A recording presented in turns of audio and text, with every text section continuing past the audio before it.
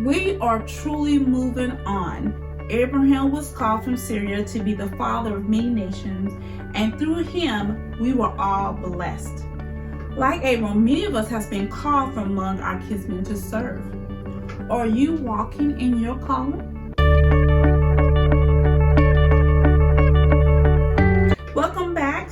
My name is Patrice Robinson with Reconcile, with the kingdom we're working towards becoming a harmony of the whole word of truth. This is Torah Chat Points.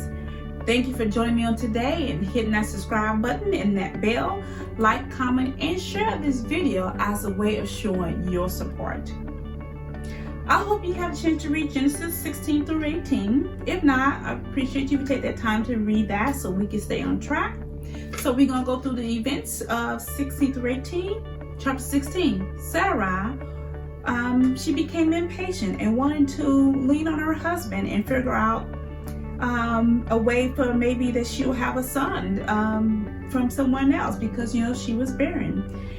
Abraham, well, at that time his name was Abram, son was going to come from another woman since she was barren, so she figured that, hey, I'm going to give you this woman. So she offered up her handmaid Hagar, an Egyptian.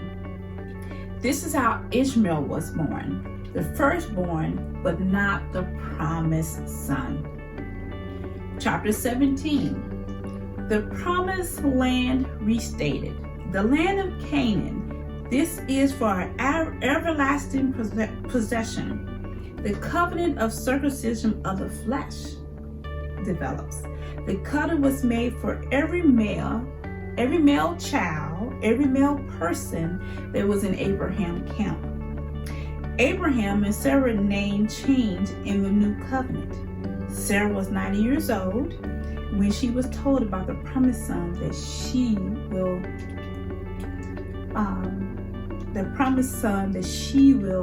that will come from her. Chapter 18, Sarah laughs about her ability to have a promised child. Abraham intercedes for Sodom and Gomorrah, innocent people that may be in the midst of that area. The sin of people cries out to the Lord, Yehovah. The part of focus today is on Ishmael.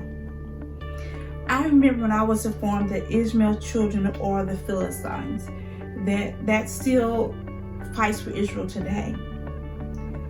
I had believed that for so many years. I didn't even know how to question that.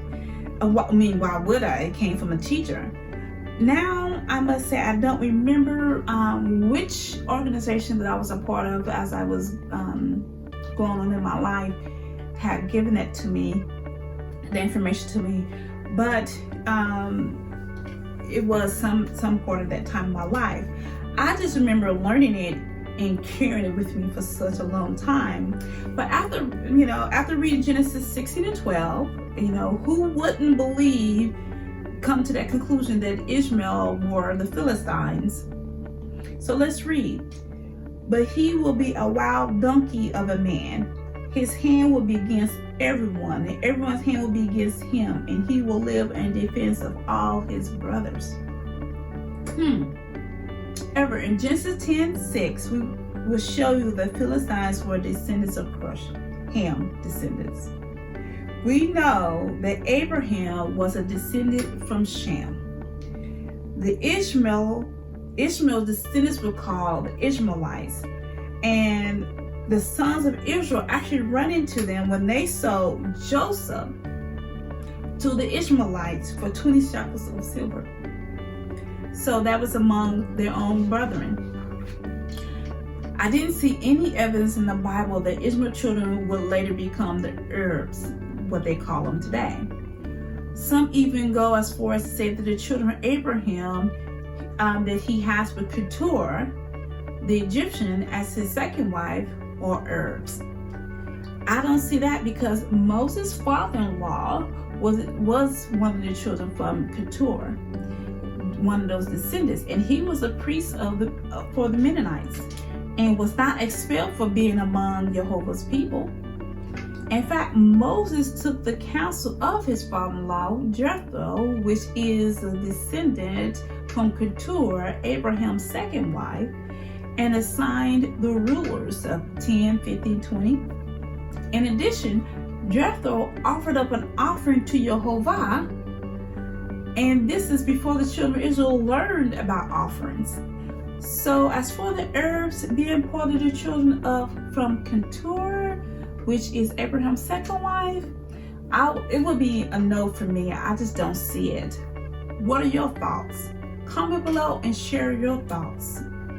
Next week, the Torah Chat Points will be from Genesis chapter 19, verses 21. I pray that everyone have a blessed continued week, and I hope to see you on Saturday at 10 a.m. and next Tuesday at 7 o'clock p.m. Until then, thank you for joining me.